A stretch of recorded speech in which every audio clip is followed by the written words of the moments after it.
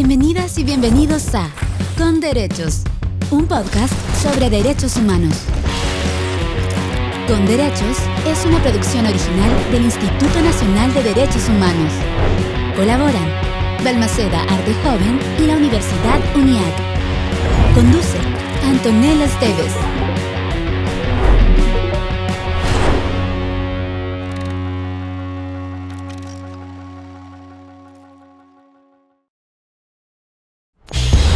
Comienza Con Derechos.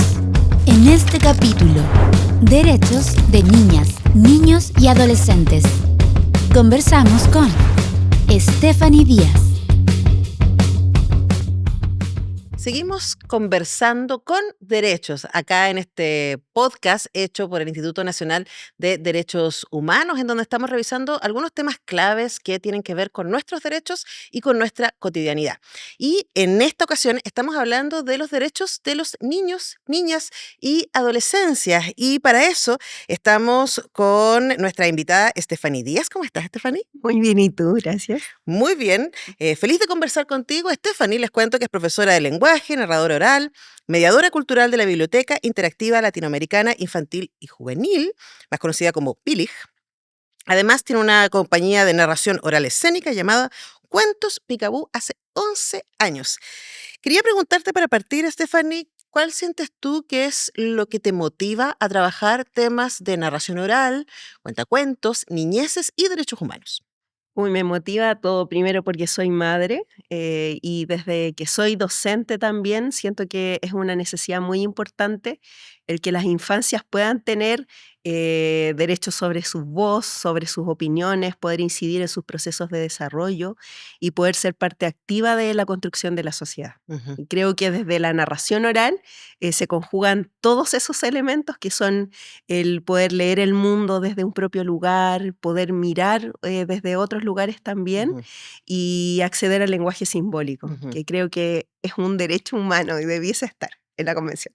Bueno, de hecho, quisiera entrar ahí, ¿no? Porque con Lucha Venegas estuvimos conversando sobre los derechos de las infancias Sí. vulneradas, pero tú trabajas con niños, niñas de distintas Ujú. situaciones, en distintos lugares del país también, Sí. y quizás no estamos tan al día de lo que significan los Mm. derechos de las infancias y de las Ujú. adolescencias. Hablemos un poquito de cuáles son esos derechos.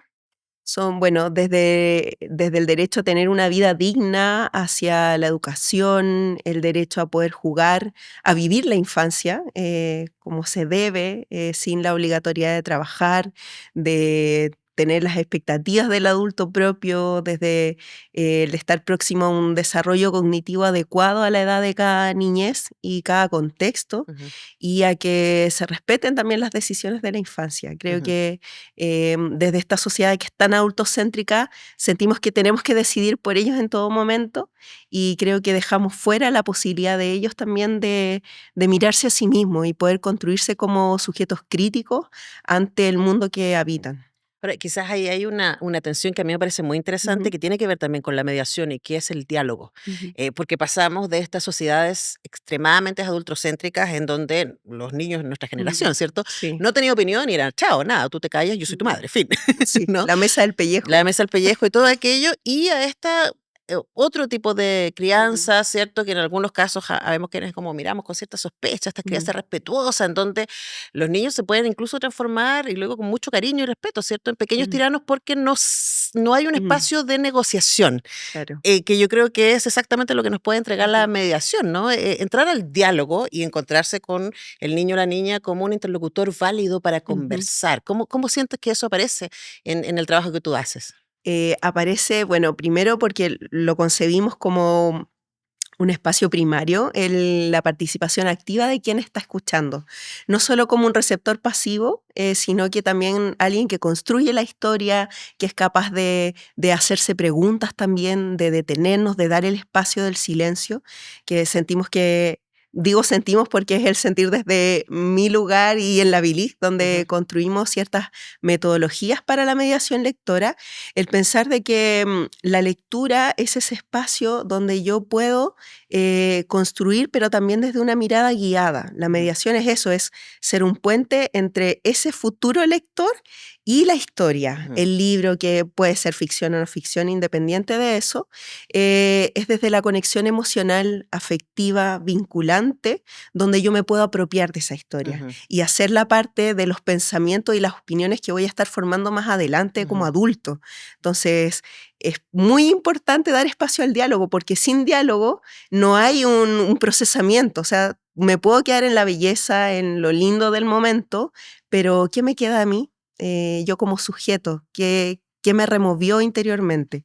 Una buena historia hace eso, y Ujú. para que pueda generar alguna transformación en un ser humano, tiene que haber un otro, porque es la voz del otro en la que yo me puedo construir como un sujeto narrativo. Ujú. Por eso es tan importante el derecho a tener un nombre, a ser nombrado en la voz de un otro, Ujú. a la lectura en voz alta, que es la que también nos distancia como seres humanos. Las niñeces que han tenido la oportunidad de ser narrado en voz de otra, es muy distinta la experiencia vital que llevan desde el afecto hacia niñeces que no han podido vivirlo. Ujú. Como tú nombrabas, desde, no sé, infancias que están más al margen, más invisibilizadas, más vulneradas, que no han tenido ese acceso. Por lo tanto, también el mirarse a sí mismo es más difícil, es un camino más largo. ¿Cómo se nombra ese ejercicio, no? Ujú, Porque dices, claro, aquellos niños y niñas que han sido nombrados adquieren ujú, una identidad. exacto. Y, y pensaba también, adquieren una agencia. Mm. Y ahí te lo digo desde el dolor de ser profe universitaria hace muchísimos años. Una de las cosas que a mí me ha sorprendido de las nuevas generaciones tiene que ver con la pérdida de agencia, Mm, de hacerse responsables de sí mismos, ¿no? mm, Entonces hay una tensión, encuentro, que es muy interesante.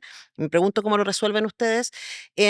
Yo tengo derechos, soy un individuo, ¿cierto? Y tengo que proteger mis derechos, ujú, pero al mismo tiempo darme cuenta que eso está ligado con un otro y que el otro ujú, también tiene derechos. Yo siento que hoy día hay una tensión ahí porque el otro se nos hace difícil de ver. mm. ¿Cuál es el rol que puede tener la literatura ahí?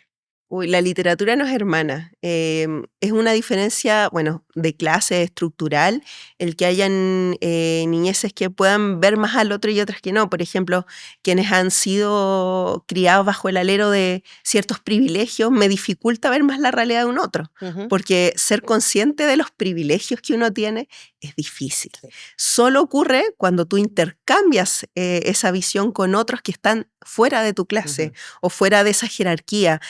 Por ejemplo, un niño que fue educado en un colegio privado, que tuvo la oportunidad de decidir, de tener acceso al deporte, por ejemplo, a salud emocional, A a idiomas. terapia, a idiomas, a viajar por todo el mundo, es muy distinto a alguien que creció en una población donde había que subsistir, Ujú. es decir, donde las necesidades básicas no estaban cubiertas. Por lo tanto, el afecto, la ternura vienen tan detrás que me cuesta acceder al mundo simbólico. Por lo tanto, el poder imaginarme otro lugar es muy difícil, pero a la vez me hace ser más empático, Ujú. porque puedo aferrarme, valorar más a eso que ha sido tan difícil, que nos moviliza, nos construye como seres comunitarios. Al ver la necesidad de un otro, me es más fácil, Sí. porque yo sé lo que es vivir la carencia. Ujú. Por lo tanto, puedo ver más fácilmente la carencia en otros, Sí. que es distinto a quienes no la han vivido y que pueden preocuparse de sí mismos. Ujú. Yo creo que ahí radica algo muy importante en esa individualidad, o de sentirte un sujeto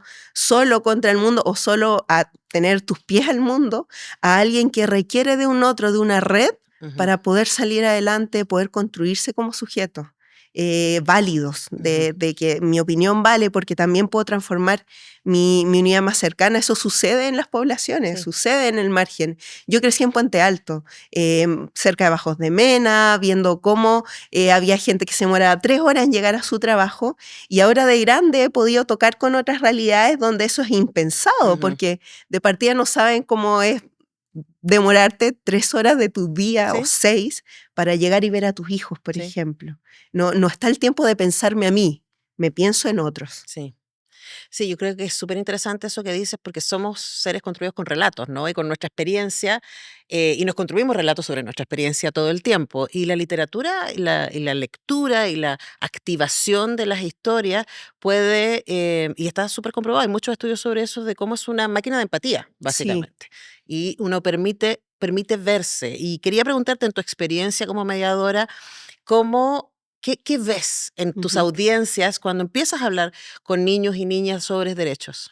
Es un camino hermoso a partir de la literatura. Bueno, sí, no puedo no nombrar a María José Ferrá, que ha sido mi guía en este camino sobre todo de los derechos de la infancia junto con el INDH en el proyecto Un Faro en Alta Mar, donde yo puedo acceder a esto que es tan intangible, ¿cierto? Los derechos, convención, pero en la hoja, en el papel, que es desde el lenguaje simbólico.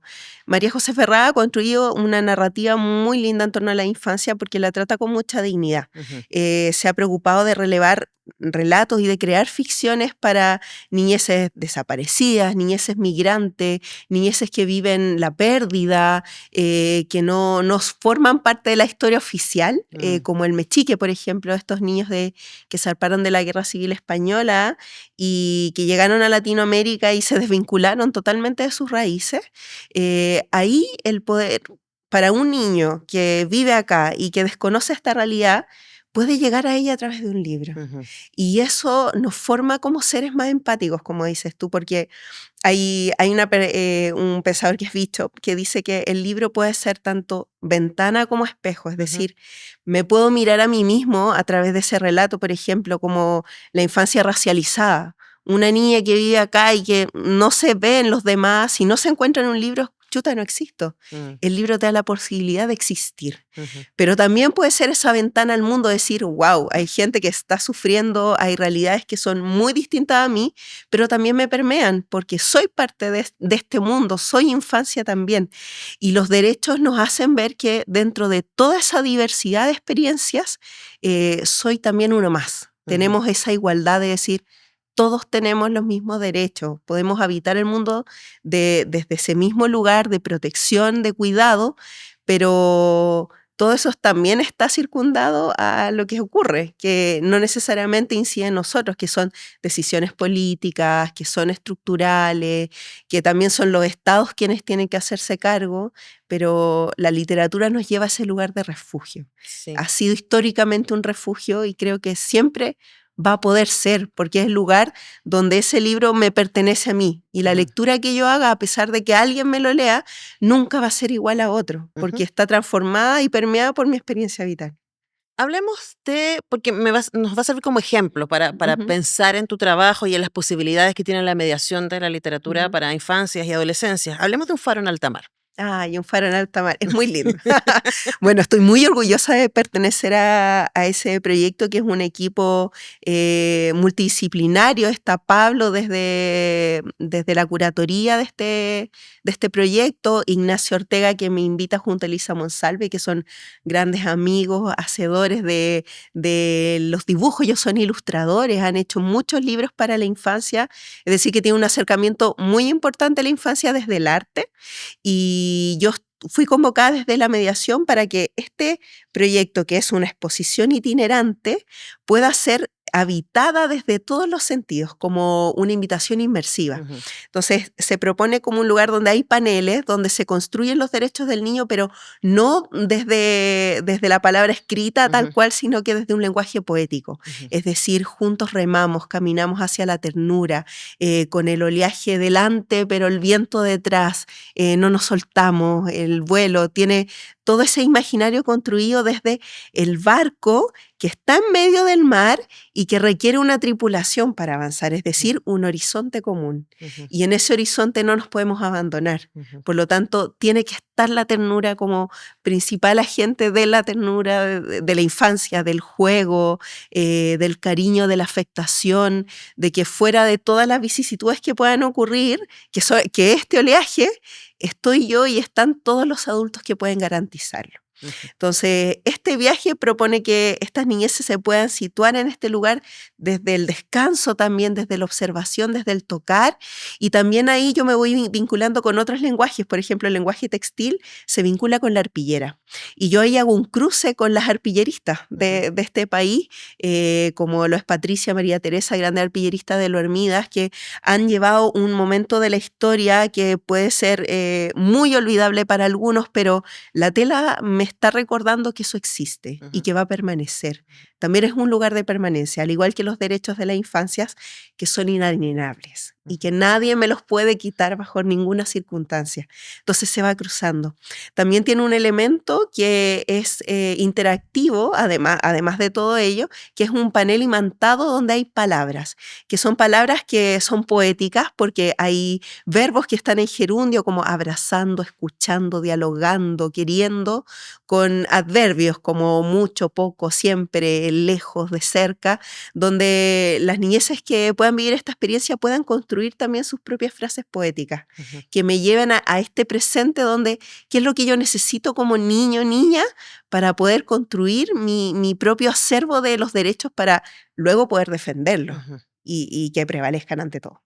Claro, me parece importante marcar que Un Faro en Alta Mar es un proyecto, esta exposición itinerante que nace desde el Instituto Nacional de Derechos Sí. Humanos y que invita desde la experiencia, ¿no? Y desde Ujú. el encuentro. Y me da mucha curiosidad, Stephanie, ¿qué le pasa a los niños cuando Ah, cuando cruzan esta experiencia? Mira, lo primero es que cuando, bueno, hemos estado desde la quinta región hasta la octava itinerando y siempre es diferente porque son de territorios distintos, pero desde que llegan y les dicen exposición, esperan lo que se espera en una exposición en un museo, como algo muy fijo donde hay que estar callado, parado, escuchando, y acá es, acuéstense en los cojines.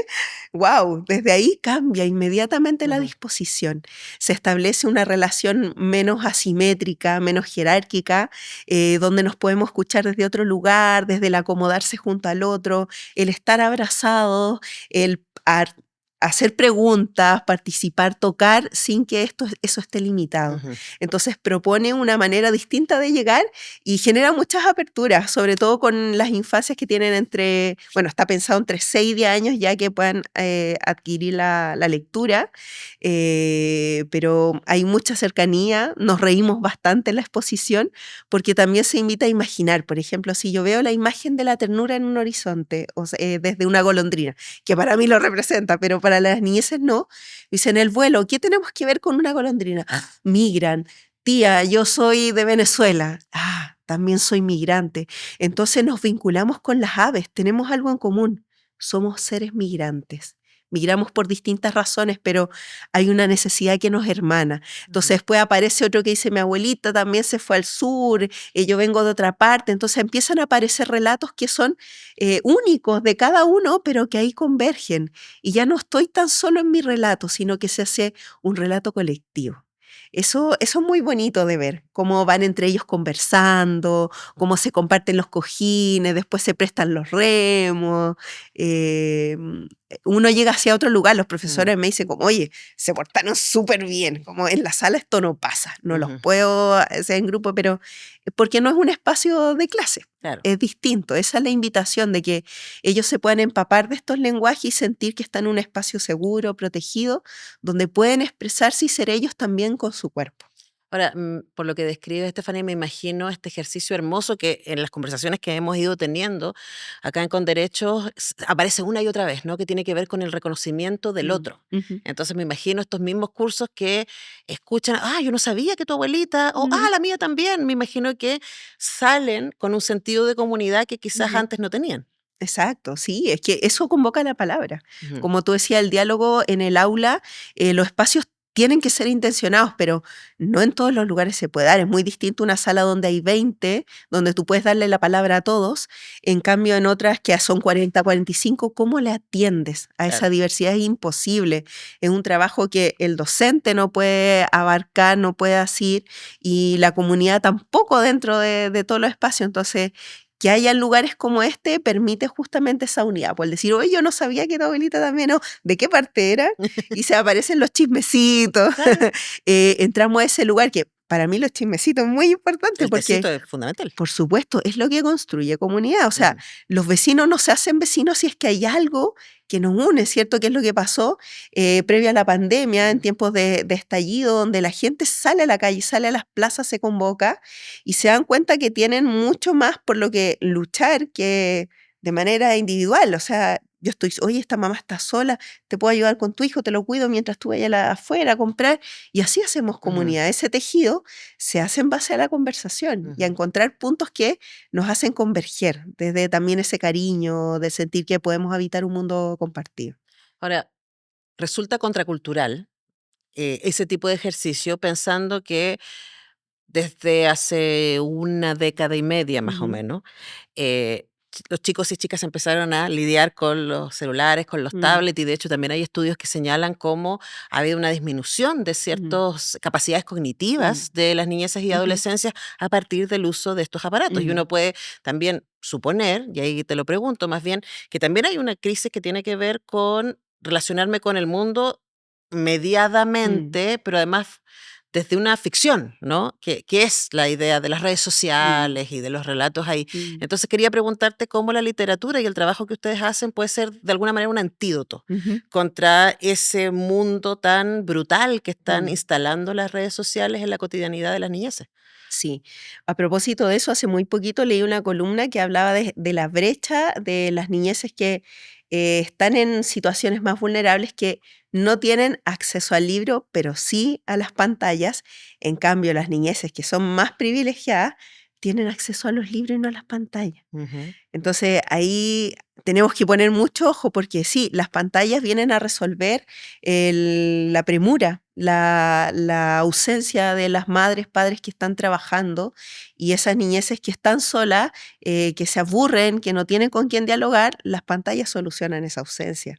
Entonces, Y las pantallas sin mediación, además. exacto, porque no es lo mismo que esté un adulto contigo compartiendo, Ujú. mediando el tiempo, mediando el contenido que Claro. estás recibiendo a un niño que no lo tiene o a quien puede ir a una biblioteca a diario porque la tiene cerca, porque tiene padres que son conscientes también de lo importante que es que se desarrolle el cerebro desde la calma, desde el silencio, desde la mirada. Está comprobado, eso no es lo mismo un niño que su madre es quien le habla a un niño quien tiene una pantalla. ¿Por qué? Porque no hay recepción. Y eso son construcciones neuronales que dejan de hacerse. Y eso es fatal. Yo creo que hay todavía poca conciencia de lo grave que es el uso de las pantallas en Ujú. las infancias menores de 12 años, donde el cerebro todavía no está totalmente construido para poder regular esos estímulos, ese exceso de estímulos y para pensar, decir, chuta, ¿esto me está haciendo bien o no? No puede un niño hacerlo. Es el adulto quien tiene que hacerse cargo. Pero ese adulto, esa madre que está sola, criando a dos guaguas, teniendo que trabajar desde casa, atendiendo a esos niños, tampoco es tan fácil enjuiciar el que esté en las pantallas mediando, Ujú. sino que es algo como sociedad que no nos hemos hecho cargo y que se ha ido de las manos. Ujú. Se nota. Nosotros en la Bilig teníamos al principio computadores, nunca los usamos. Es un espacio totalmente análogo. Las mediaciones que nosotros hacemos, capacitaciones, presentaciones, junto con Constanza Meki en su mayoría, no hacemos PowerPoint, por ejemplo. Todo, nada es digital, todo es análogo. Vamos al papel, a la tela, al textil, tenemos aguayos, cosas que todo lo que tú puedas ver y estás recibiendo te está transmitiendo un relato vivo Ujú. que es muy distinto a tener una pantalla que te lo está mostrando. No, y también estoy pensando Eh, en términos de contenido, Stephanie, porque, claro, la mediación es comunitaria. Ujú, Tú estás con otros niños y niñas, sí, ¿cierto? Estás siempre. haciendo, viviendo una experiencia en Ujú, conjunto versus la pantalla que lamentablemente, especialmente nos hemos sorprendido negativamente con muchos contenidos para niños y mm, niñas que son extremadamente ujú, hipersexuados o xenófobos claro, o o violento. violentos, y ahí uno dice, uy, qué difícil, Sí. ¿no? Y quizás para los papás, mamás, cuidadores y cuidadoras que nos están viendo, puede ser interesante decir, ¿sabe que el libro es una opción? Mm. Siéntese. Si usted dice, ay, estos cabros chicos que están con la pura, bueno, siéntese usted con el libro, comente un libro, léalo. Para cerrar, Stephanie, ¿con qué idea, con qué experiencia de tu aprendizaje, de lo que tú has vivido, de tu trabajo, te gustaría compartir con quienes nos están escuchando hoy día? ¿Con qué te gustaría que se quedara? Ay, me gustaría que la gente que, bueno, que pueda ver esto pueda darse cuenta de lo importante que es que prevalezca la presencia presente, es decir, desde el afecto, desde esa palabra, ese tiempo que no retorna. El tiempo es lo único que no retorna. Entonces, si nosotros no atendemos a esa infancia hoy, ya va a ser tarde, como dice Gabriela Mistral. es hoy. Yo crío y educo con la palabra y con el ejemplo, en todo lugar.